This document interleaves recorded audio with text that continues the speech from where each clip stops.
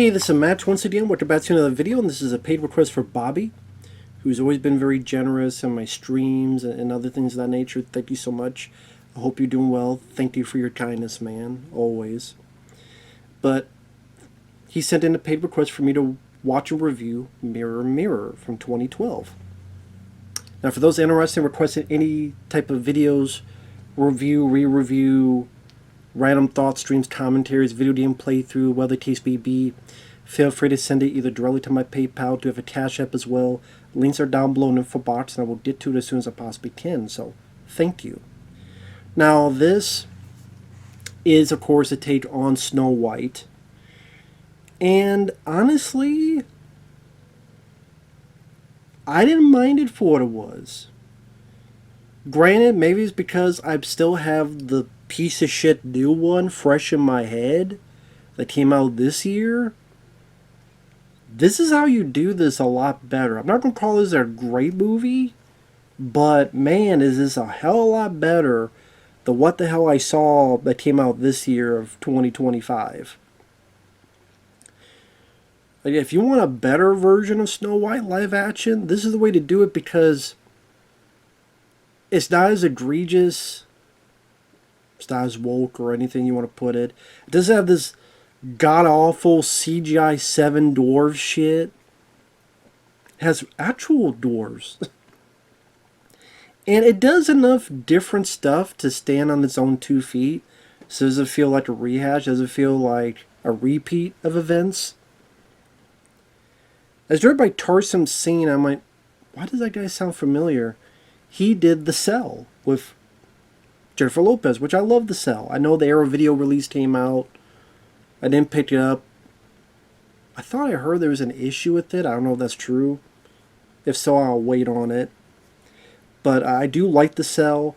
Now, granted, this movie is not as incredible looking as that film, but there's still some interesting visuals in this.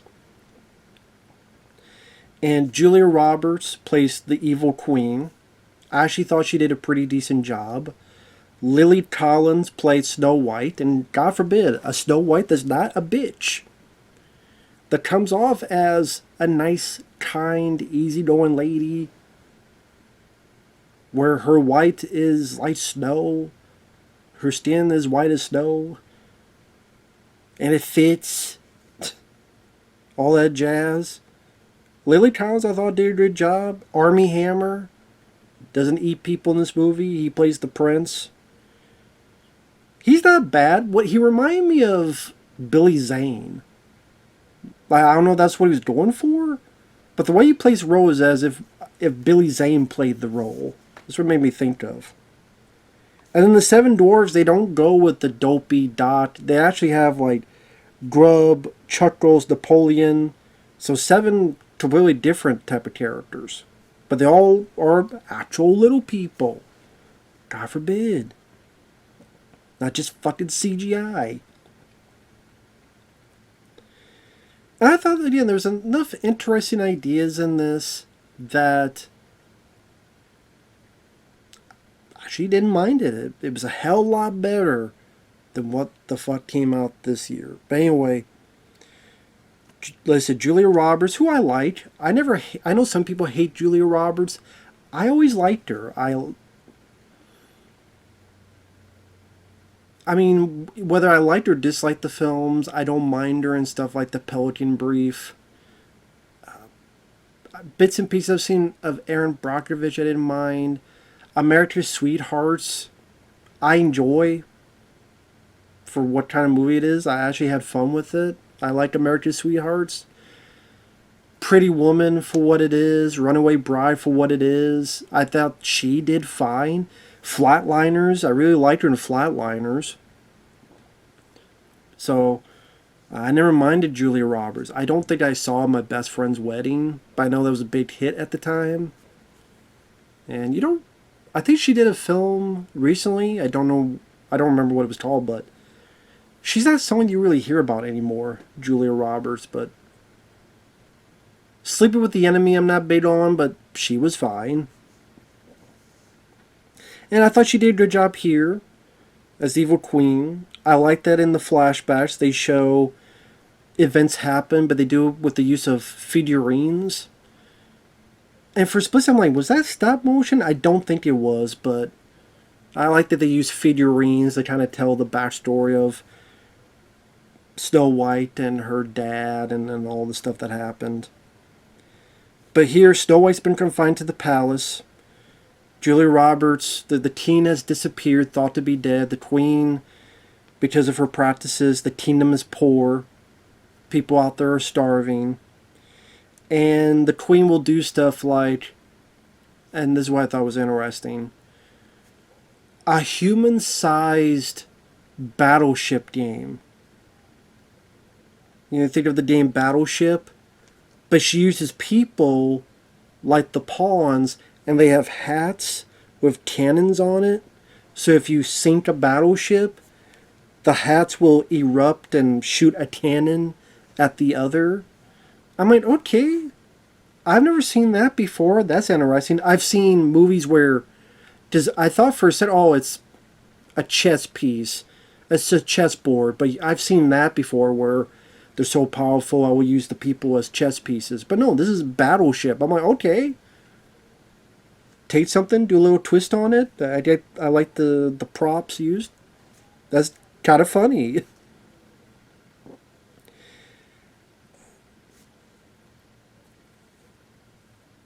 She doesn't want Snow White to leave. Eventually, Snow White does sneak out. Granted, she sneaks out a bit easily. Kind of makes me wonder why she didn't do this sooner.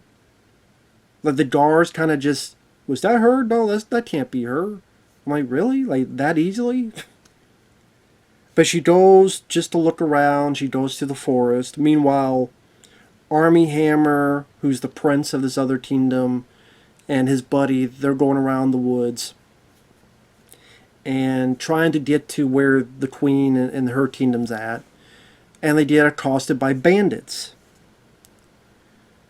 Which is funny, because the new Snow White, I don't know if this was in the original source material. It wasn't in the animated film. Just the seven were at the mines. But here it's like they're bandits. Like they tried to do with that one group in the new Snow White where they were bandits. I'm like, did they steal from this fucking movie from that idea? Only here they didn't have two groups, which was just weird to have two groups. But no, the seven dwarves are bandits, and what they do is that they have these stilts that will rise and fall. So when they accost, they're on these stilts and they're fighting and kicking and using these stilts in this action scene. I'm like, okay, that's interesting. That's different. And of course, when they're using stilts, Army Hammer and his buddy are a bit freaked out, but then when they bring it down to their own size, Army Hammer's laughing and, oh my god, I don't take you guys seriously. So of course the next thing you know, they're tied up upside down. Snow White finds him, she cuts him down. They go about their way. Snow White finds out that her kingdom, that the queen is screwing up, everyone's poor and starving. While the prince goes there, and Julia Roberts pretty much has the hots for him because the dwarves took his good chunk of his clothes. And some of the dialogue, they tried to do a bit of a modern, I don't know, not in the style of Shrek, but they try, sometimes the dialogue go a little bit modern.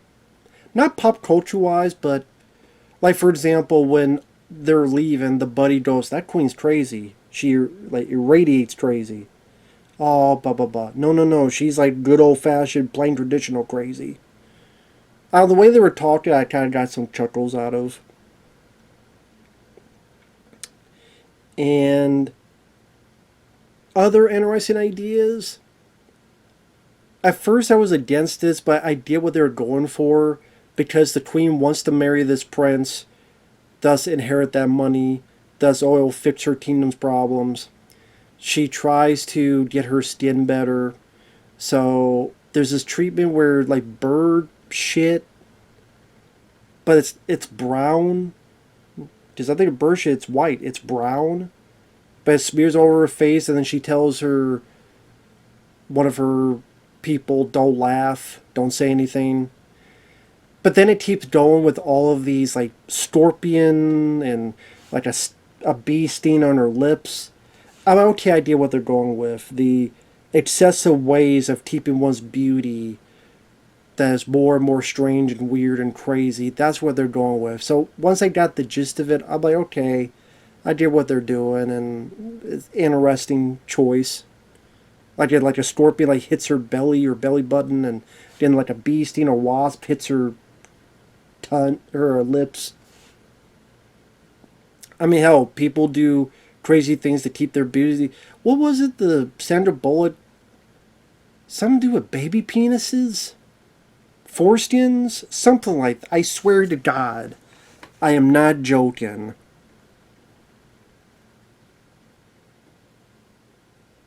Sandra Bullock. I gotta look this up now. I know.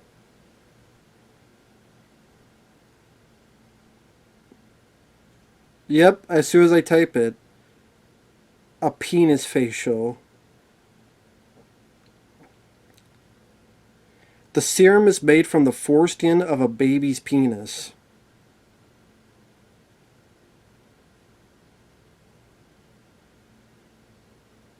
And this is like 2018 when she said this. This was 2012 when this film was made. So it was ahead of the game.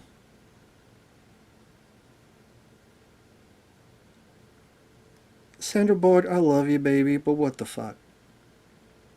You know, if you got a result to baby penis foreskins on your face, you know what? Maybe just, let it grow. Let it. Wrinkles are not that bad. Wear it with pride, Just saying. I don't want no penises on my face, foreskin or not. Okay, I'll take this the way it is. All right, lady. Come on now. Seriously, come on now. So I mean, I get what they're doing with that. I don't know if you needed the bird crap that for some reason is brown, which again I thought it would be white, but whatever.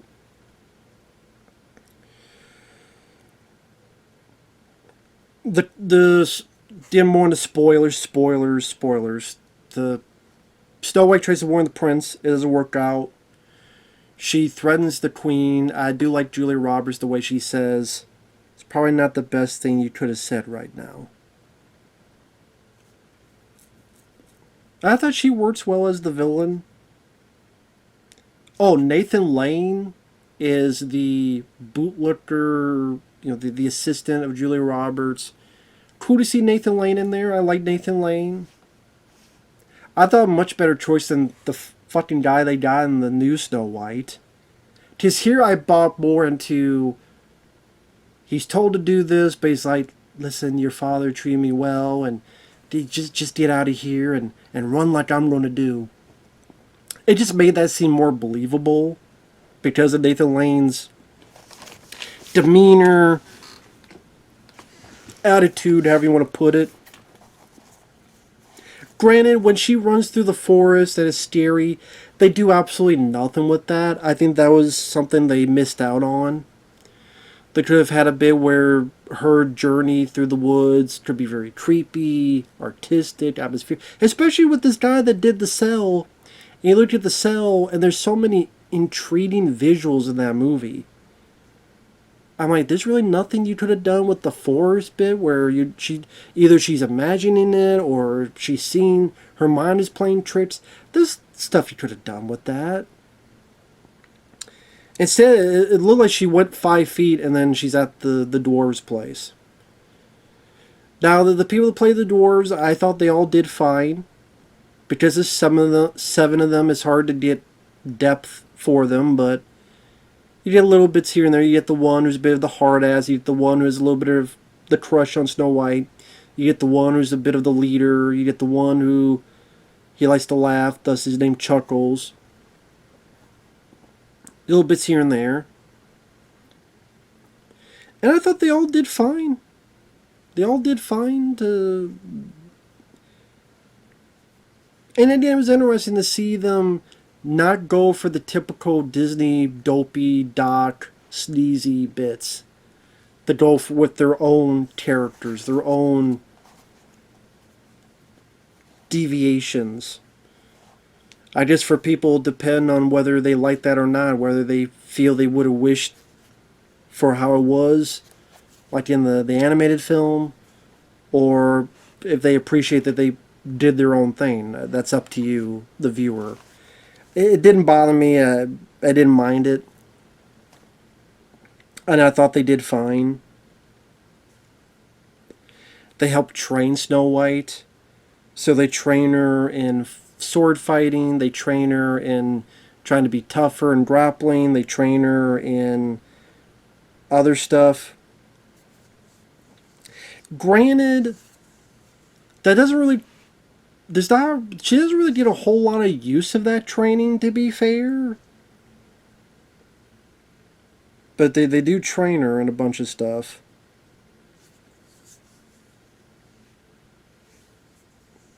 Because one thing leads to another, they have another row, another fight with the prince and the prince's guards and stuff. I do like that Snow White, even though she's been trained, they don't make her into fucking Rey Skywalker, being able to do everything. She's still having a hard time using a sword. She does not become a Mary Sue. Like, she's still having trouble fighting, and Army Hammer's disarming her again and again and taking her sword away, and she's getting more and more frustrated. It helps us root for her more. It still keeps her the underdog of this. I like and appreciate that. And to be fair, her training comes into play in that scene, so there's that. Eventually, they rob the stuff, and she's going to work with the dwarves, and he gets his clothes taken again. There's a bit where they're attacked by these marionettes, which is interesting. Granted, yes, use of CGI, to be fair. That'd be hard to do that practically. But I like the idea of these marionettes attacking the dwarves' home until eventually Snow White comes in and cuts the strings and stops the two of them. I like the idea behind it. And they kind of flip the switch on stuff. Instead of the prince kissing Snow White, it's Snow White kissing the prince, because at this point the prince has gotten this love drug upon him to have puppy love for the queen. And they try to figure out how to fix it, so she kisses him and then he snaps out of it. Then there's a confrontation with this beast in the woods. It's a bit anticlimactic, but I get what they're going with. It's not really a battle or anything. And the look of the creature, I go back and forth. It's done 100% CGI, and I'm not sure on the design. Like I said, I go back and forth. It's like a snake tail, has wings, and then has kind of a cat, lion type of face. I go back and forth on how I feel. It's interesting, but it's, And again, it's not really a big battle, big fight. It's pretty much, he hears the name Snow White, stops, looks at her. She sees something around its neck, cuts it, breaks the curse, and you find out it's her father, the teen, played by Sean Bean. So, yes, another movie where Sean the Beanie Baby does not die. Because there was that thing for a while that, every movie he's in, he dies. No, he doesn't die in Silent Hill or the sequel. Doesn't die in this movie. So, among others, so there you go. So interesting again. The twist they give to the story. Okay, like the teen's not dead. The poison apple is in this, but at this point the queen has become old because the curse is broken. So she gives the apple to her. She's ready to bite it, but notices, wait, that's Julia Roberts. Then she cuts a piece and goes, age before beauty. So I like that. I like they do a twist on the poison apple gag. I kind of wish there was a big old battle fight finale where the dwarves and Snow White can maybe like get to the castle and fight the guards of the castle until maybe the team gets there and Maybe they maybe they do buy him as a team, but then there's some working for the Queen. There's a bit of a battle there. I don't know. I just something a bit bigger for a finale. Maybe I just expect that in these type of bigger budget movies, and because I don't get that, it's like, okay. Maybe I shouldn't be disappointed because it means it's a bit different, but at the same time, yeah, I don't know, kind of wanting, hoping that. Just so that Snow White could show more of her skills she's learned.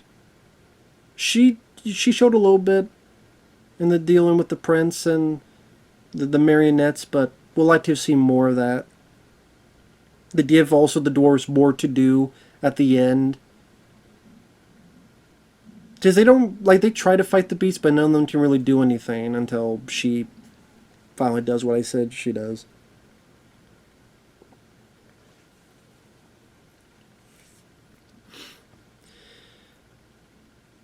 There's some interesting visuals. I guess I expected a bit more considering the director.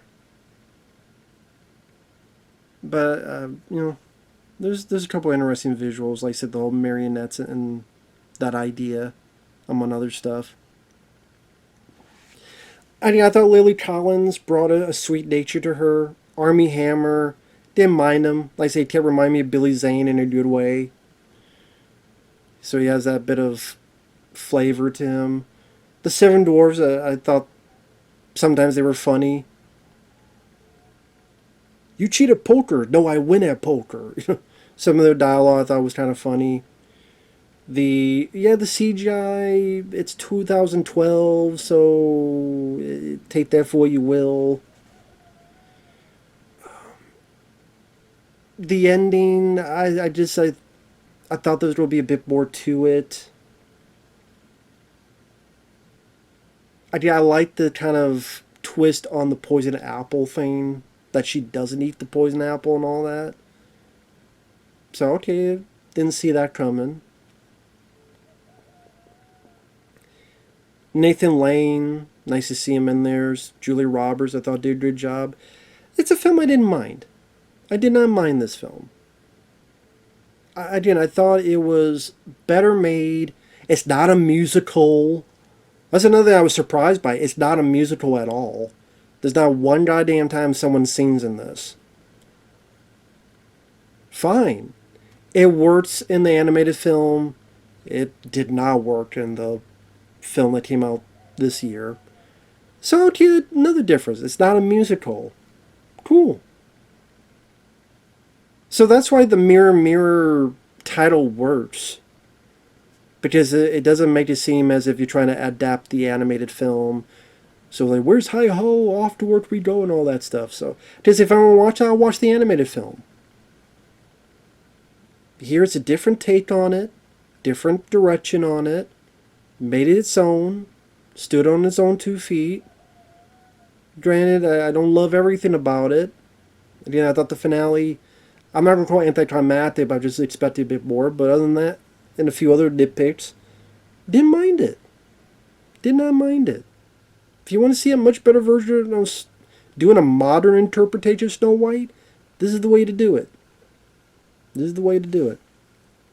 That's just my opinion. I think Bobby, when he sent the request, he sent a message. I think he said the same thing, so definitely agree with you, Bobby. So yeah, overall, didn't mind it. So with that said, thanks for watching. Take care, and we will see you in the next video. Bye-bye for now.